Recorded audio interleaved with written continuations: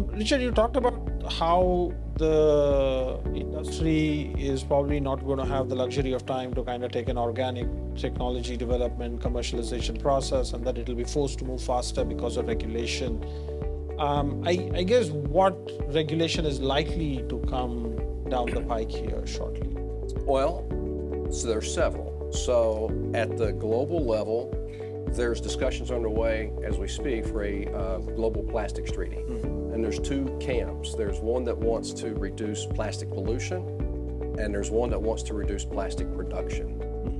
U.S. interests are over in this camp of let's solve the problem. China's in that camp. The Europeans are largely in the reduced plastic production. How that plays out remains to be seen. So there's going to be global influences, and then you switch gears, and there's a lot of local and state legislation that's taken shape just every month. It's clear to me, at least here in the U.S., you're going to see a combination of advanced recycling solutions in the states that support it, and you're going to see mechanical solutions in other areas where it's not permitted. And it will just play out over time. And as a technology developer, some regulation is a good thing, Carlo. So I wonder, do you have a preference for which regulations would be more supportive of the industry to grow faster? Yeah, I think one that is, maybe I would start by making sure that the regulation is well guided is probably the first one. There's a lot of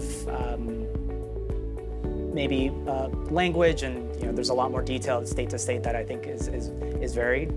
But I think one that really describes a responsibility for recycling and an appreciation for how these materials kind of get collected and come to be is probably the most important part. From our perspective, one example here is plastic bans can have multiple layers of different effects. So really understanding if that's going to be a very specific segment, or if there's a way where providers or advanced recycling as a whole segment can really address that space. I think one of the key things that we've been seeing is a lot of the landfill bans that's been coming across. I think you can start to map out a lot of those geographic locations and where they make sense. But I think if you take a step back and really try to understand the mass balance, there's really something missing when it comes to trying to solve that immediate problem. Hi, Chris Scharf, KBR. Appreciate the insight, really great conversation.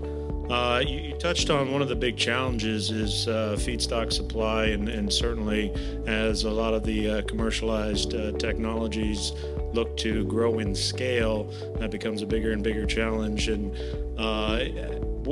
can you provide some of your insights as far as policy or regulation to push waste management services to standardize collection efforts to really support that growth and scale across the U.S. or even globally? Sure.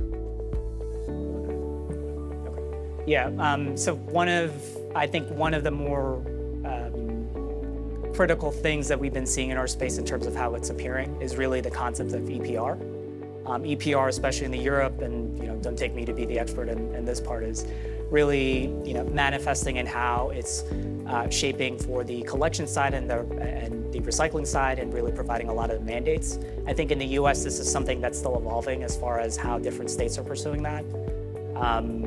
I think we're certainly watching the European market just because that'll be a key indicator for what we think the U.S. market will shape out. But overall, it's really coming through those regulations and even more nuanced state-to-state plastic-specific legislation that's going to dictate what comes next. And I'll add to that just a bit as well, that now that capacity is being stood up to utilize waste plastic, you've got to make sure that you've got the supply side as well. That's a chicken or egg. Who's going to collect it if there's no place to take it to? And there's an effort underway to stand up that infrastructure. Some of these industry associations, I'm very involved in the American Chemistry Council, for example, has taken an approach that the majority of their members now support the concept of an EPR, where they would sign up for a fee to help jumpstart the infrastructure, but there's a whole lot of caveats. We're supportive of something that's reasonable and balanced, as free market based as possible, sunsets when it achieves its goals, very targeted in nature. But these EPRs can play across the whole landscape. And there's some that have been passed recently. California is an example where they have an EPR that has bans on plastic, just outrageous fees that get collected from plastic producers. And so those are not good EPRs. And so how these things shape out remains to be seen.